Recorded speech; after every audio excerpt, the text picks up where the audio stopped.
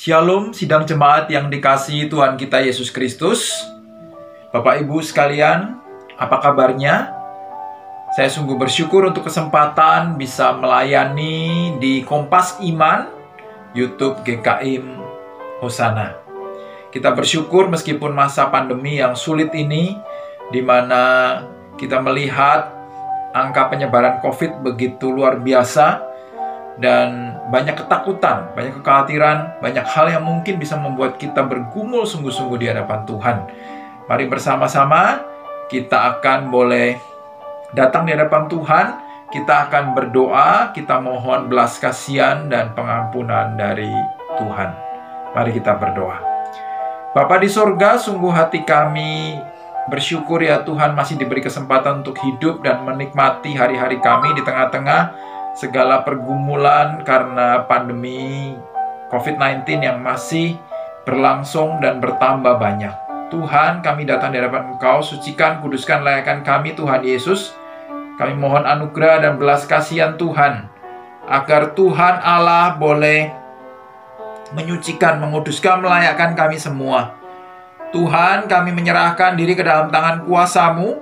Kami mohon Tuhan, Engkau sucikan, kuduskan, layakkan kami. Tuhan, Engkau menyertai, Engkau menguduskan, menyucikan, melayakkan kami semua. Tuhan, tolong kami serahkan hamba-Mu yang menyampaikan firman Tuhan, kiranya Tuhan Allah memberkatinya. Terima kasih Tuhan Yesus, kami ucap syukur. Dalam nama Tuhan Yesus, saya bersyukur dan berdoa. Amin. Bapak Ibu saudara jemaat yang dikasihi Tuhan kita Yesus Kristus, di dalam Kompas Iman kali ini kita akan meneruskan rangkaian dari Kompas Iman ucapan bahagia, dari bagian dari khotbah Tuhan Yesus di bukit di dalam Injil Matius pasal yang kelima. Nah, kita sampai kepada ucapan bahagia yang ketujuh dengan tema berbahagialah orang yang membawa damai. Diambil dari Matius 5 ayat yang ke-9. Saya akan membacakan bagi Bapak Ibu Saudara sekalian. Matius 5 ayat yang ke-9, firman Tuhan berbunyi demikian. Berbahagialah orang yang membawa damai, karena mereka akan disebut anak-anak Allah. Bapak Ibu Saudara sekalian yang dikasihi Tuhan kita Yesus Kristus, di tengah-tengah segala pergumulan saat ini, kita melihat bahwa sepanjang sejarah manusia, perang, konflik, perselisihan, pertengkaran, itu seringkali sudah menjadi bagian hidup dari manusia yang tidak dapat terpisahkan. Sejak manusia jatuh dalam dosa, sejak Adam Hawa jatuh dalam dosa, maka konflik, perkelahian, peperangan itu terus-menerus menjadi bagian dan hidup manusia yang tidak terpisahkan dari manusia berdosa. Jadi ketika ada sekumpulan manusia beraktivitas, ketika ada orang-orang itu bertemu, berkumpul, ketika ada orang-orang itu bersama-sama, maka sering yang tidak dapat dihindarkan adalah seringkali munculnya konflik, munculnya pertentangan. Di dalam keluarga, antara suami dan istri, antara orang tua dan anak, antara pimpinan dan karyawan, di gereja, di perusahaan, dimanapun juga berada, maka seringkali konflik membawa suatu hal yang tidak dapat dihindarkan. Ya, dari anak-anak sampai dengan orang dewasa sampai orang tua, maka itu suatu hal yang seringkali menjadi bagian di dalam kehidupan manusia. Bapak Ibu Saudara sekalian yang dikasihi Tuhan kita Yesus Kristus, ketika kita melihat akan hal ini, Alkitab pun dengan jelas menyatakan bahwa dari sejak Adam Hawa jatuh dalam dosa, Adam Hawa terlibat konflik Kain dan Habil, antara Kain membunuh adiknya Habil. Dan juga sampai dengan di dalam perjanjian baru kita melihat dalam Kisah Para Rasul, Paulus dan Barnabas pun terlibat sebuah konflik. Di dalam Kisah Para Rasul pasal yang ke-15 ayat yang ke-35 sampai yang ke-41, Paulus dan Barnabas terlibat konflik ketika Paulus itu bersama Barnabas melayani bersama-sama dalam perjalanan Paulus mengelilingi daerah Asia Kecil untuk memberitakan Injil. Barnabas berencana mengajak kembali Yohanes Markus untuk ikut bersama-sama dengan mereka. Tetapi Paulus berkata, tidak layak mengajak orang yang sudah pergi meninggalkan kita pada saat kita melayani sebelumnya. Yohanes Markus lari ketakutan ketika menghadapi penganiayaan ketika Paulus dan Barnabas itu memberitakan Injil. Paulus berkata tidak usah mengajak Yohanes Markus lagi. Tapi kemudian Barnabas berkata, lebih baik kita ajak dia.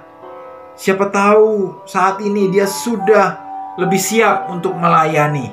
Tapi Paulus berkata tidak perlu. Nah, akhirnya mereka kemudian berpisah. Barnabas pergi dengan Yohanes Markus dan akhirnya Paulus pergi dengan Silas.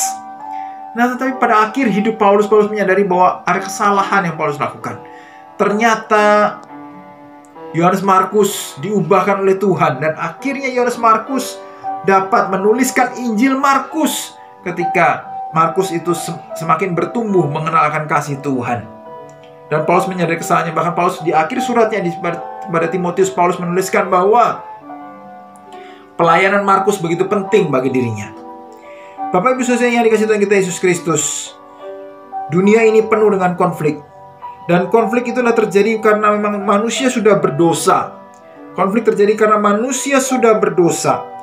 Dan konflik itu merupakan sebuah pertentangan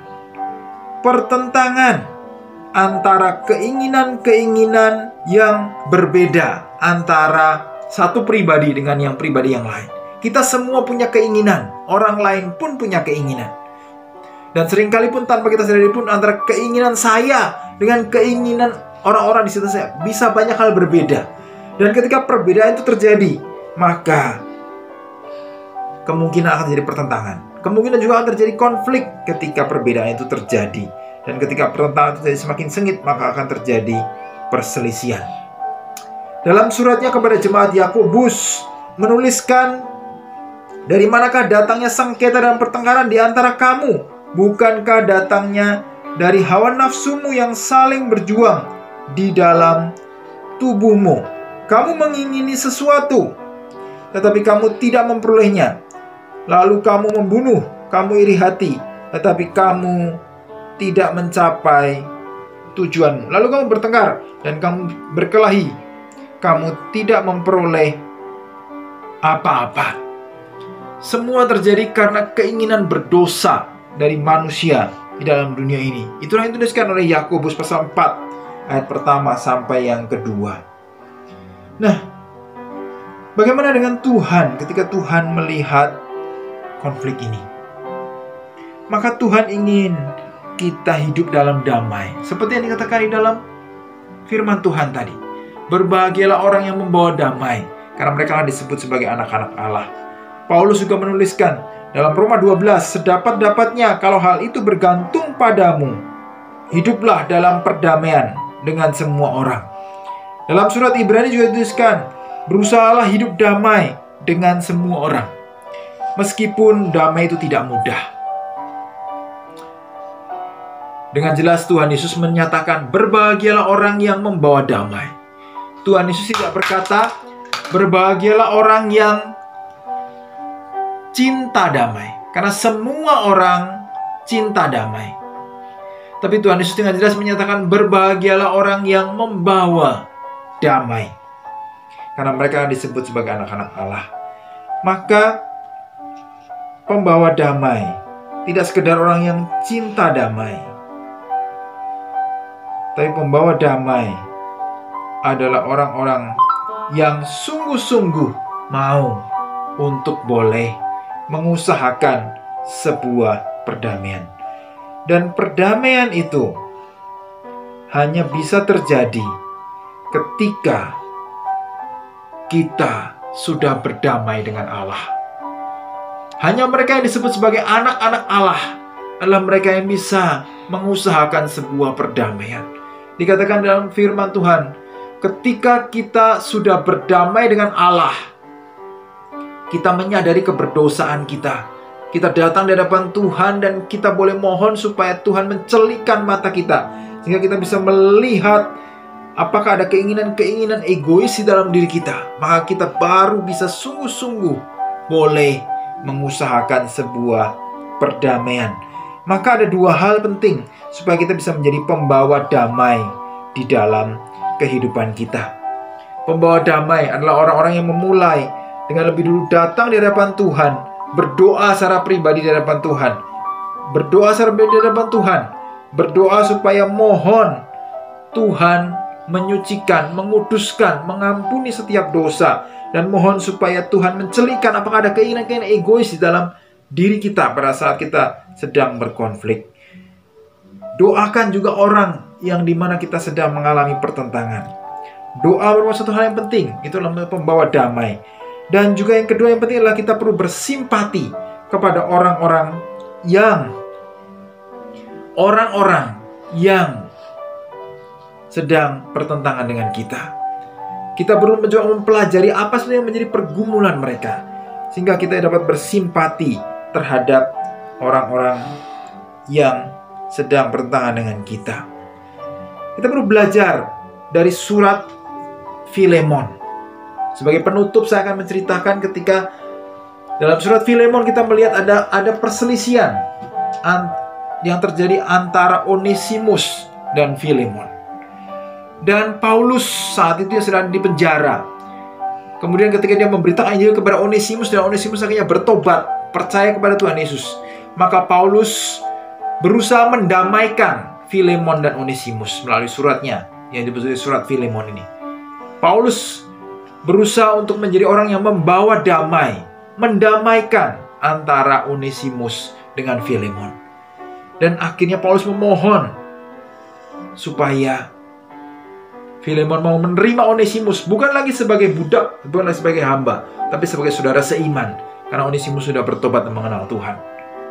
Nah, Bapak Ibu Saudara yang dikasihi Tuhan kita Yesus Kristus, seperti inilah orang-orang yang membawa damai, bahwa mereka berusaha dengan sungguh-sungguh untuk boleh berdoa di hadapan Tuhan, supaya Tuhan mencelikan mata rohani untuk mengenali keinginan-keinginannya, apakah itu keinginan egois atau tidak. Bersimpati seperti Paulus yang bersimpati terhadap Onesimus dan Filemon. Bapak Ibu Saudara yang dikasihi Tuhan kita Yesus Kristus, biarlah bersama-sama kita boleh belajar untuk menjadi para pembawa damai bagi dalam dunia yang berdosa ini. Lebih-lebih sekarang ini, tengah-tengah suasana pandemi, di mana konflik itu mudah saja terjadi. Biarlah kita belajar bersama-sama untuk menjadi seorang pembawa damai. Kiranya firman Tuhan menjadi berkat bagi kita semua. Tuhan Yesus memberkati kita semua. Amin.